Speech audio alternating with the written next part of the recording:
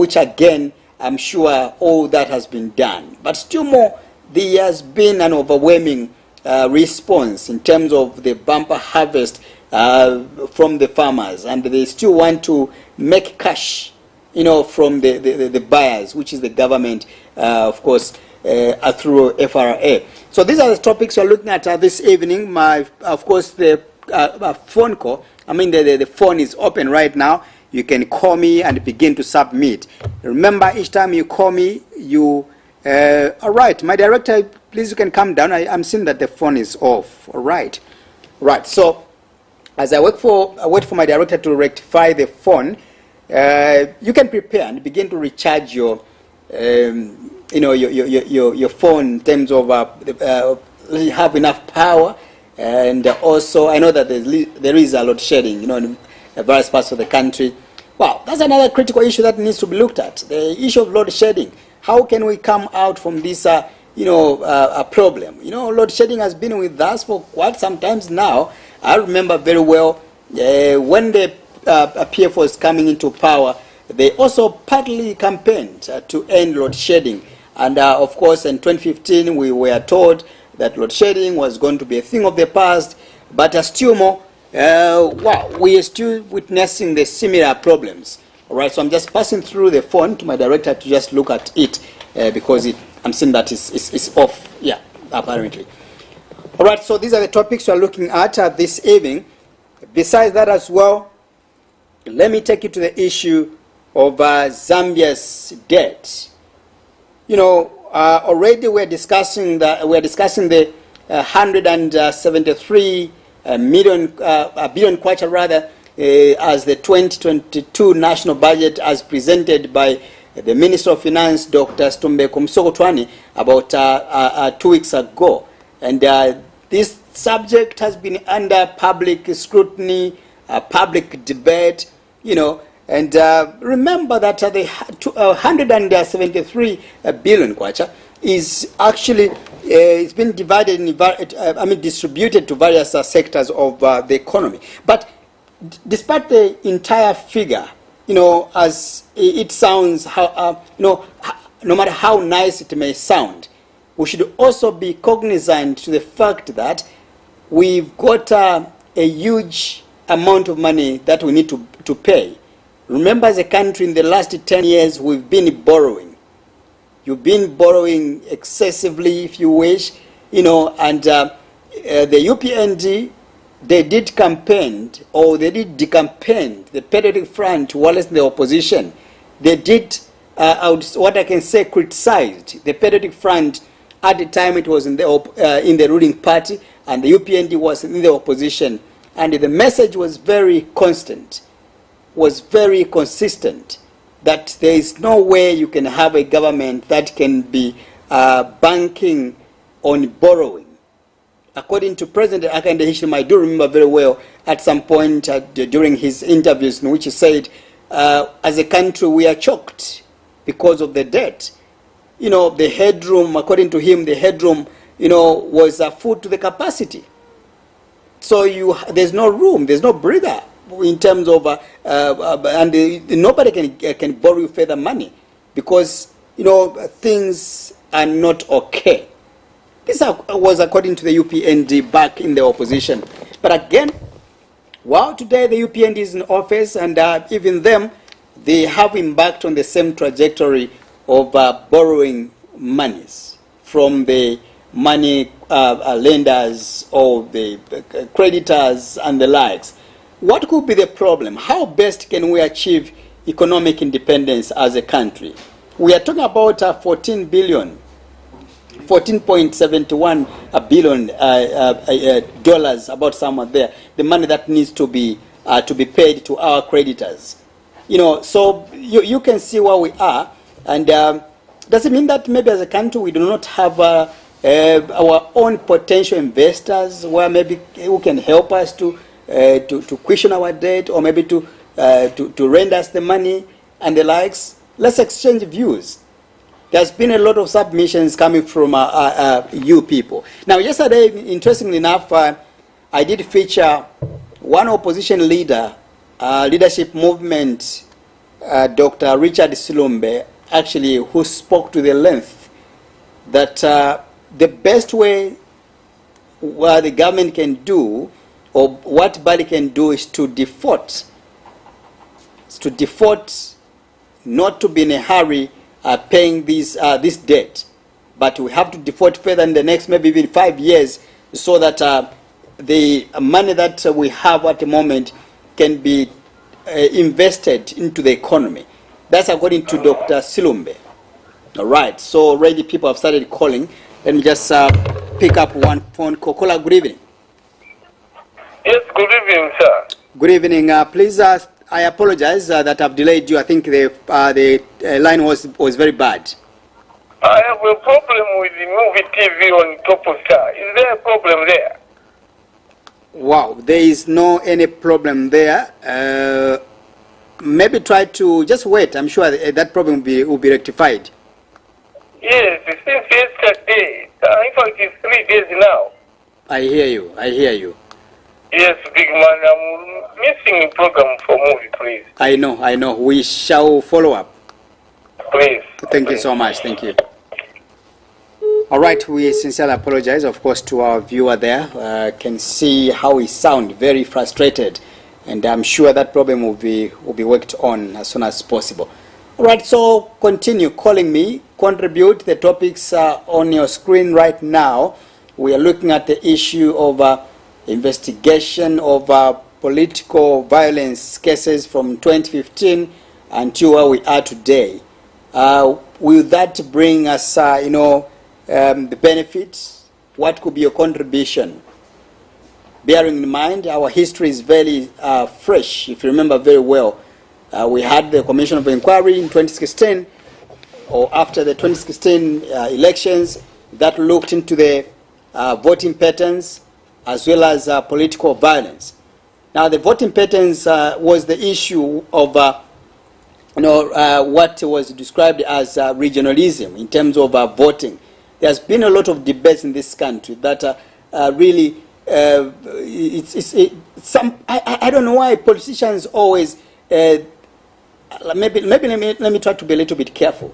I don't want to say politicians, but some politicians, they feel agitated most of the time whenever they see votes are really not coming. A director, come through again. I think there's a problem with this phone. Yeah. Right. So, there was an issue to do with voting patterns. What could have led possibly maybe Northern Province to give more votes, maybe to President Edgar Lungu at a time than President Hakainde Hichilema, Wallace in the opposition back then. The voting patterns term as well was aimed at finding out why possibly maybe the Eastern region decided to vote or to give massive votes to President Edgar Lungu at a time he was vying for the presidency in 2016, as opposed to President Hakainde Hichilema in the opposition back then. Again, let's say Southern Province, where Mr. Hakainde Hichilema hails from. Why is it that the southern part actually decided to give more votes to President Hakainde Hichilema, Wallace in the opposition under the UPND, as opposed to President Edgar Lungu during that moment? Yeah, so these are the critical issues that people are looking at, and really, I don't know if these things have got a basis. I'm not sure, because it's not only in Zambia. I want to believe from the history that I know personally, at my personal level, that it's not only in Zambia where you see these things happening. Even if you go to Kenya, you find that the same trend, it does happen. You find that it's about maybe where somebody hails from. They'll be able to give that person more votes. You can take it even to Zimbabwe. These things have been happening. You take it to Malawi. These things always happened. So really, I don't know what was the essence actually of wanting to look or to establish the voting patterns. I need somebody, maybe if you are a political scientist, you can call me right now and begin to lecture the people of Zambia? What do you think people vote in a particular way, as that could have led, or that may lead us to begin to now look into the voting pattern issue, which I believe for me maybe it's not really a big issue. It's not really a big issue. That's what I'm thinking from the history that I have read so far. But anyway, that's the subject of another day that I can give to you, the viewers, and maybe give your own opinions. Further than that as well, it was the issue of political violence. They had two thematic areas: the issue of political violence as well as voting patterns. Political violence for me is something that we can all agree that we need to end political violence collectively. Now, what causes the political violence? These are things for me that we need to begin to analyze and propound together. Is it that because maybe our political leaders, our politicians, sometimes I call them as political misleaders, because I use that term because some leaders are irresponsible, are not responsible enough. We've got leaders sometimes that bank on violence for them to win an election. People that each time they stand on the pulpit, they speak about violence.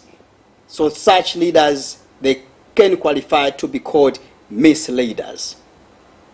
Furthermore, does it mean that maybe these leaders, they run out of ideas or campaign messages? Really, what causes political violence? Really, we need to begin to usher in into those aspects, and also we need also to consider the aspect of the young people themselves, because the young people have been always a stumbling block, which or they've been always used as a tool of political violence. These are the matters that we need to look at together. What makes you as a young person at a very tender age, instead of just going to that rally and begin to listen and begin to scrutinize the message that your leaders are preaching to you, your leaders are telling you, but you entertain them. They send you to go and attack their perceived opponents, and then you follow. But if you look at it in a critical way, you find that these are leaders that really, for me, they don't even fight themselves. Your leaders don't fight. So what causes you to, as young people, to be used as a tool of or tools of violence? These are matters that we are looking at, and let's begin to exchange views. Call me and give your submission within 2 minutes or 3 minutes, and then from there you give chance to others. Further than that as well, it's an issue of the debt.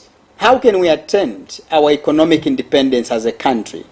Remember, from 1964, when we got independence, been relying much on the IMF, among other donors, of course.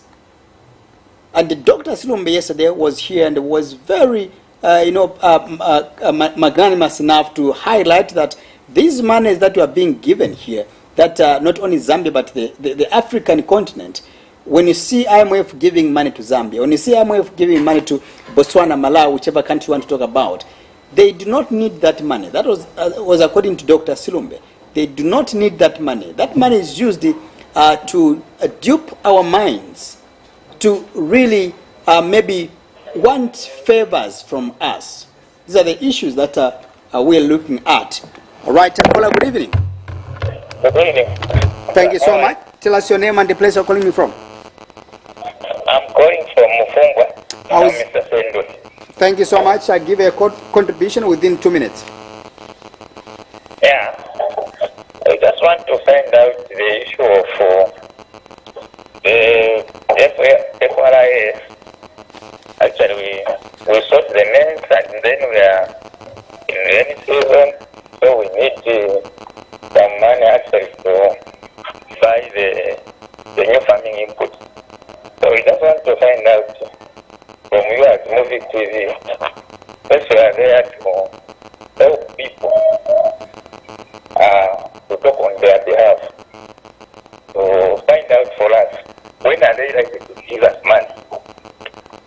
Right. Thank you so much. All right. Thank you so much. All right. So these are some of the concerns, like I did indicate earlier on, that there are a lot of issues going on. The issue of FRA as well. People sowed their maize, but still more. There is actually a challenge in terms of some people, they have to be paid.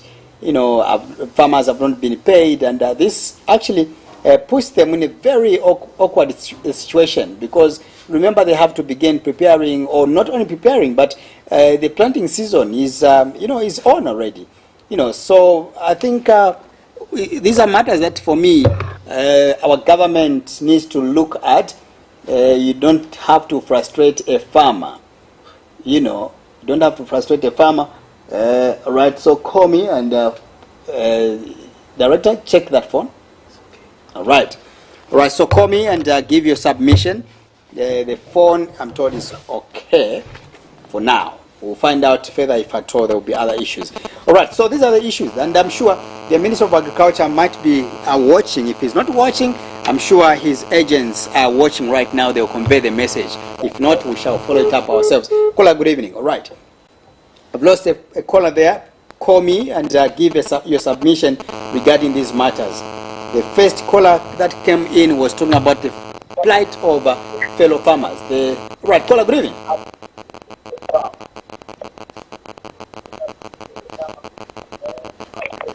Caller, good evening. Hello, good evening. Good evening, sir. Yes. Thank you so much. Tell me your name and the place you're calling us from. My name is Chibolo Kunda, calling from Korea. Thank you so much. Go ahead with your contribution. We've got a minute. Alright. I just wanted to contribute on the reason why Zambia, the country Zambia is not going to attain its economic independence. It's because what I feel, our leaders, they don't have vision sometimes. When they are saying something, they don't really mean it because they are hard. They depend on the people whom they usually speak to before before winning the election. Quite like small like wala changeleka wala for kuwapea pia after now that's now national pia tuwapea kwa political parties yao wati kwanza mkuu wa nyingine kwa nangu after wapita kesho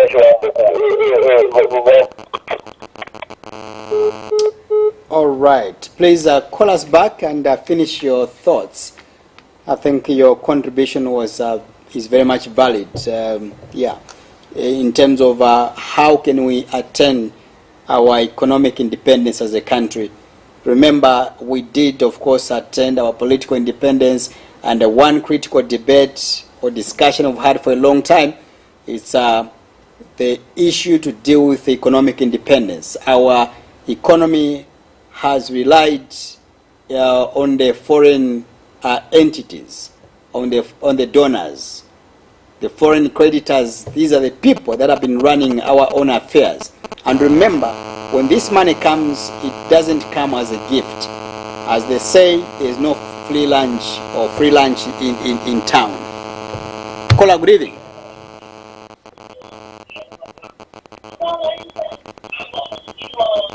Caller, good evening. Hello. Good evening, caller. Good evening, how are you? I'm alright. Please tell me your name and the place you're calling us from. This is the first one calling you within Osaka. Oh, great. Please go ahead. You've got 2 minutes.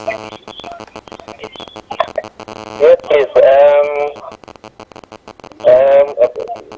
I just want to comment on two issues that you have raised. Yes, for example, on the fight against corruption. Yeah.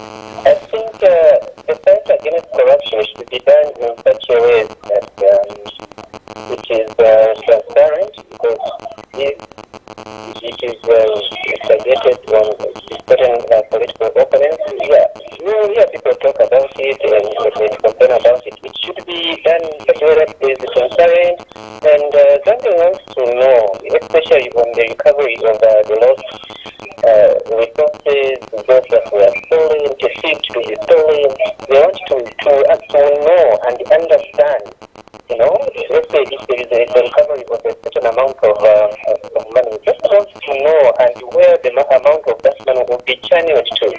Because we've heard of such fight against corruption where the government is doing the same, went through the trap, don't even point out to say this is what was done after we recovered the amount of money. So such issues should be also if people can have a separate account, maybe I can suggest that way, if it was better, a separate account where all the resources that will be recovered, all stolen, whether it could be assets, are channeled into such an account, and it is used in some things that people will be able to point at to say, when you recovered such an amount of money from corrupt individuals, we did this, and people will appreciate the fight against corruption. But if you don't have anything to point out, say this is just a witch hunt. This is just a witch hunt. So there must be systematic as a melody. It's not used to say that, so it's methodical, systematic, and it should be carried in such a way that it's not seen to be a witch hunt. And on farmers, I think rain season is with us. If farmers are not paid right now, when are they going to buy farm inputs? Because we are not saying now they should prepare. No. They're supposed to have farm inputs right now in their houses, just ready, because rain season is with us. So if some farmers are still waiting for FOA to pay them so that they go and buy the farm inputs, and when is going to do that? It is high time the minister should stand up and tell the farmers what is he going to do in these 2 weeks, just 2 weeks of November, so that people at least farmers will be able to know that, okay, before this date we're going to receive our money and we'll be able to buy something. Mind you, this has been also waiting for distribution of farm, that under GC, we're not going to receive. We're still waiting for that. So the world waits that. I know that this government entered at a time when there are a lot of challenges in terms of logistics, a lot of challenges in terms of FOA buying maize, and maybe they bought more maize than they projected. But whatever the case, they need to find a way of paying farmers and distribute farm inputs as soon as possible, because we are in rain season right now, so that at least we do not have a situation where farmers fail to cultivate, fail to plant due to lack of farm inputs. I thank you. Thank you so much. Right. Very lengthy discussion there. All right, let's have more feedback from you, the people of Zambia. Of course, your feedback could be via phone call as well as maybe our Ask Muvi page. I'll try to pick 1 or 2 questions or statements and read them on air right now. But let's hear from you in terms of what you feel. How can we attain economic independence as a country? Can this happen through the trajectory where we are today? The major concern here has been the issue of borrowing, and not that one should blame the UPND, because the issue of borrowing has been there for quite some time. We are looking at, for me, I would advise you, let's not discuss this issue with a political lens. Bury the political party you support, and also speak as a citizen. Let's analyze this issue very objectively, because remember, if you want to attach a political party that you support, trust me, politicians come and go. Today we may have the UPND in power. Tomorrow you never know, we are going to have maybe a Roosevelt Tonga. You never know. So politicians, for me, they've got a very short lifespan. It could be 5 years, it could be 10 years. It doesn't matter. If you want to say it can be 50 years from now, but the issue is that they will leave office. But these dates, if not well managed, they've got a potential to plunge the country into problems. Kola, good evening. Good evening. Thank you so much. Tell me your name and the place you're calling us from. Yes, it's Kunda calling from Korea. Thank you so much. Go ahead with your contribution. Yes. I just wanted to contribute on usually what happens when a politician is promising something else, then when after winning, they start depending on those donors from other nations, and this is usually going to make us not to be economically free, because those political parties, they seem like they are sponsored by the countries from outside Zambia. This is what I feel like, because there is no way to go a vision, and that vision, it is always depending on other nations to fund you. Because, for example, when political party A wins the election, they are supposed to do according to what they promised. But what we see is trying to tarnish the names of the other political parties so that they can attract the international people so that they can support them.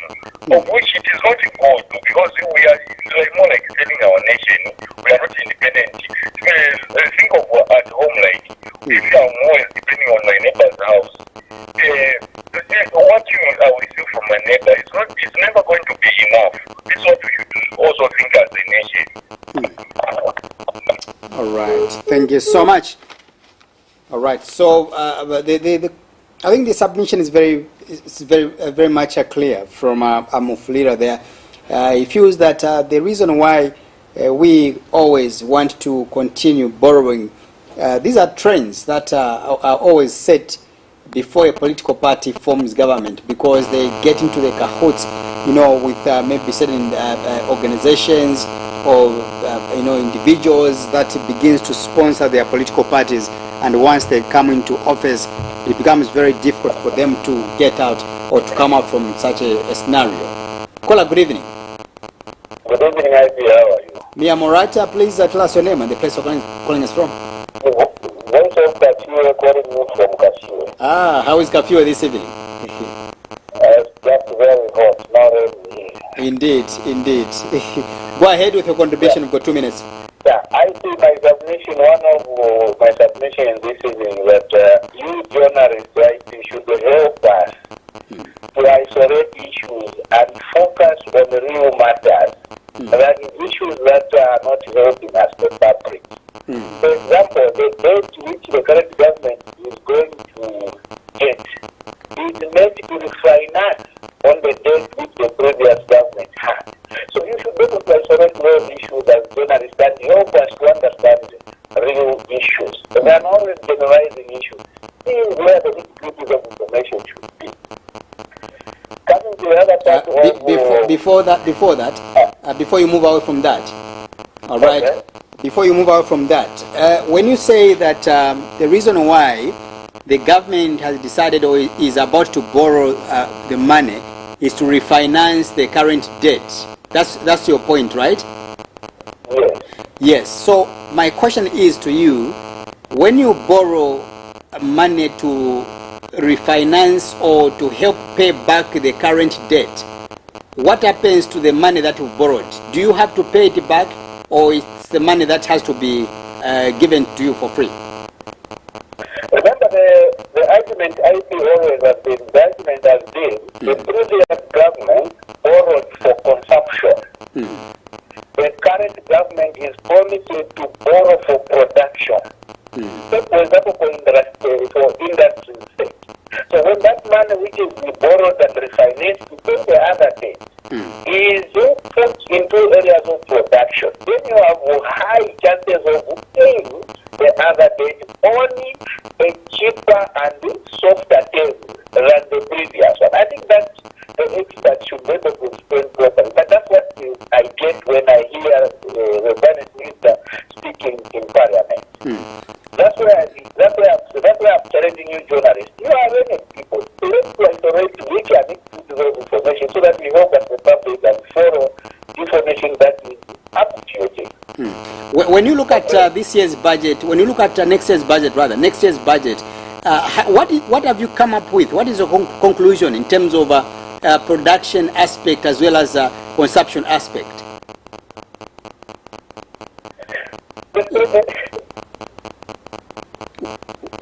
The good part I think the current government is very consistent in pushing resources into constituencies, which has never happened before.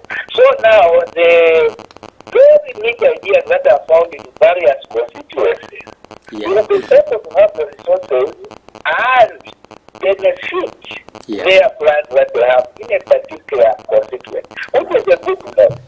But to say that in most cases, that good part is being shackled with very vague or quantum kind of information, which is an issue to help us. Right. What is the best for the country? They're always there on what draws us back. You get my point? I get you. Yeah. So on the issue of IG, I think it's the lack of documentation. If the IG has already found that those previous committees which were set, put their findings on retail. It is easy for the new man that comes in that particular office just to pull the file and say, oh, this is how far it was, and tell the nation. Yeah. So for them going back, it shows that much weight was not put into retail. So if there is a backlog of weight to be handled. Thank you, that's my submission for Mike. I hear you. Thank you. Thank you so much. All right, so that's a voice from Kafue there, giving his own opinion, of course, regarding how the issue of borrowing or Zambia's debt and how best we can come out. Or, of course, there is a justification to it that indeed the new donor administration is borrowing to resuscitate or to refinance the current debt. That's the issue that where we are there. And allow me just to read maybe an addition to what my big man from Kafue just from submitting. Our social media page here, someone is saying that journalists, don't confuse yourselves. Do you know that debt refinancing means? Do you know what debt refinancing means? UPND want to replace expensive debt or Kaloa at over 9% interest rate with a cheaper bilateral or multilateral debt, at least which will be less than 3% or over 50% of the PF budget expenditure went to debt repayment. All right, now it's trying to compare the PF's budget expenditure went to debt repayment, and that was to the detriment of national development. What happened, according to him, is that there were issues to do with delayed salaries, no medicines in hospitals, etc., if you wish. So now the UPND must borrow cheaper debt and use the money to pay off the expensive Chinese and Euro bond debt. All right, that's a contribution there coming from that's John Chance out there. All right, and another message here is coming from Nathan Mohango, who is actually lamenting that what is happening in what is happening in Choma. We can't watch Muvi TV on Topstar decoder. Okay, so Mr. Nathan there, I can rest assure you that that problem will be worked on. And as I speak to you right now, our very competent team is working day and night to rectify that problem. All right. There's also, okay, so this one, that's Alfred Njapao. He's saying, Rupia Banda told us about wako ni wako, and the data said if right, and data said if we tatutekwa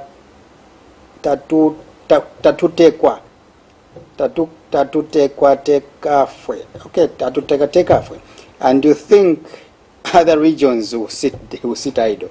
All right. So I'm sure he was trying to explain the issue of voting patterns. All right. So it's saying this issue, it's an odd matter, of course, where people vote in a certain particular way. For me, I think, I don't know if this could be something that we should debate about. We need to bury it. The voting region, for me, is not really the biggest issue. You can't force somebody to vote for a particular person or for a particular leader. You know, it's not the issue. I mean, people decide to vote for their own or for a candidate of their choice or candidates of their choice. So really, for me, this is not a debate. The only issue that we should talk about, all of us here, is how can we end political violence? How can we bring to an end political violence? For me, that is the biggest issue.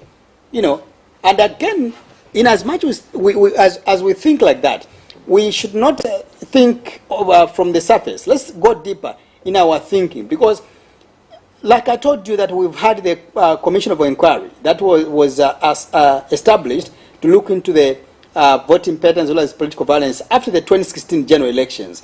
I remember it was being led by Professor Muyunda Mwanalunshi. I remember that name. Yeah.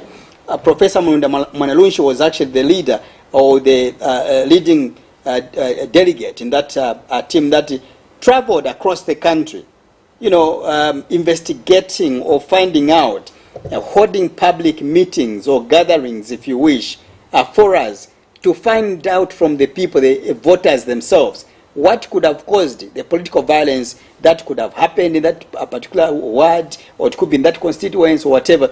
And the outcomes there was brought to the fore and to the president. I remember the former president.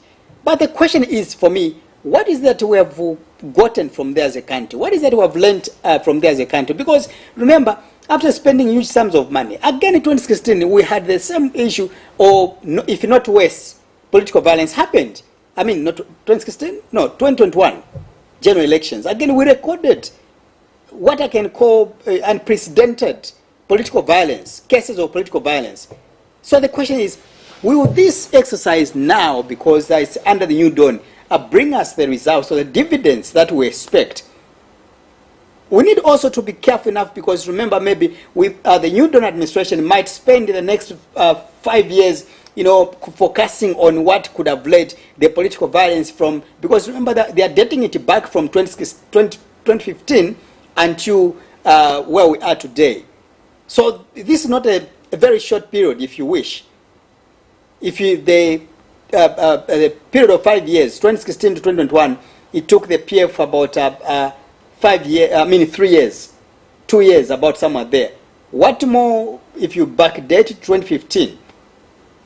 So it's an issue whereby even the UPND needs to be a little bit cautious, so that they don't focus much their energies to those matters. Not that we should promote lawlessness. We have to bring this issue to an end. But again, the government should not really channel all its energies or its vision looking at what happened, what caused that political violence, what and what, because in the end, by the time they realize it might be too late. We might be in 2026. So these are for me, issues that we need to look at as a country. Even as we analyze these matters, we must be very, very objective and analyze these issues without using a political lens. You may be a supporter of NAREP, you may be a supporter of UPND, you may be a supporter of a Patriotic Front or whichever political party. But when it comes to these matters, we must view them, we must analyze them with a very independent sight or mind, if you wish. So again, it's the issue of the debt and how can we attain economic independence. Very critical. Remember that as a country, our economy has continued being, under the doldrums. How can we come out 57 years after Zambia's independence, very critical. What is that some of the countries that got independence later than us today, we are learning from them. For example, is South Africa itself. It's a country that we even helped. Our leaders helped to, help South Africa to gain independence. And today, the economy seems to be better than ours. You can talk about as well, even Rwanda. Rwanda, if you remember, at some point they had genocide. Spent years fighting.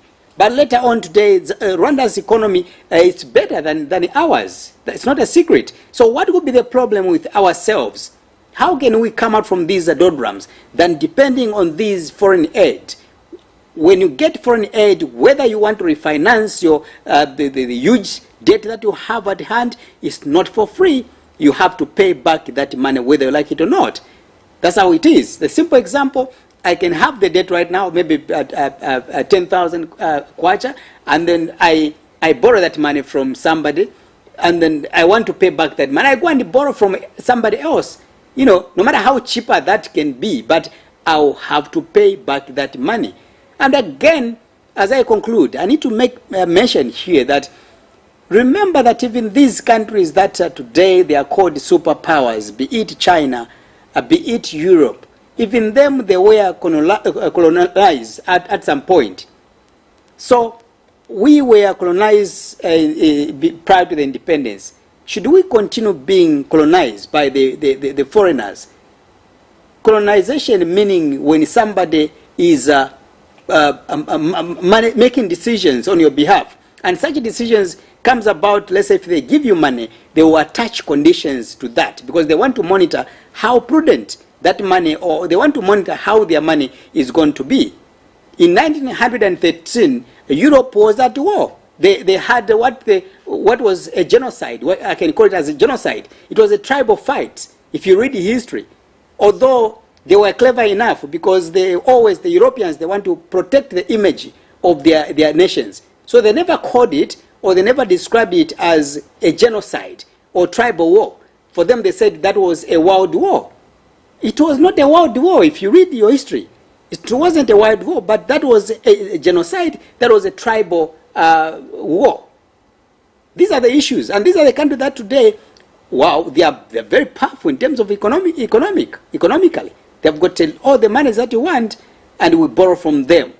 So should we continue? If not, why can't we learn from there and get the ideas and, of course, sustain our economies? All right, so we have to end from there. Thank you so much to those that have been calling us on our sending messages on a social media page. Ask Muvi, we appreciate you, and continue following this conversation. But above all, like I always tell you, remember to keep on subscribing. The phone calls that I've received, and also the messages that you are sending, complaining about a Topstar decoder being is off, or maybe there's that disruption, the best thing you can do, subscribe to the main channel. Buy a Muvi TV decoder, which is a paid TV channel. Buy a Muvi TV decoder and subscribe. That way you are going to be very safe. You are not going to be disturbed whatsoever. So, of course, Topstar decoder is there to subsidize the viewership, but above all, get a Muvi TV decoder, subscribe, and then from there we will be able to follow these programmings that we have. Thank you so much. You join me tomorrow, Sunday, on the assignment. Of course, as we continue discussing these programs. Up next is the main news with Jesse. Thank you so much. May God bless Zambia. May God bless Mother Africa. Good night.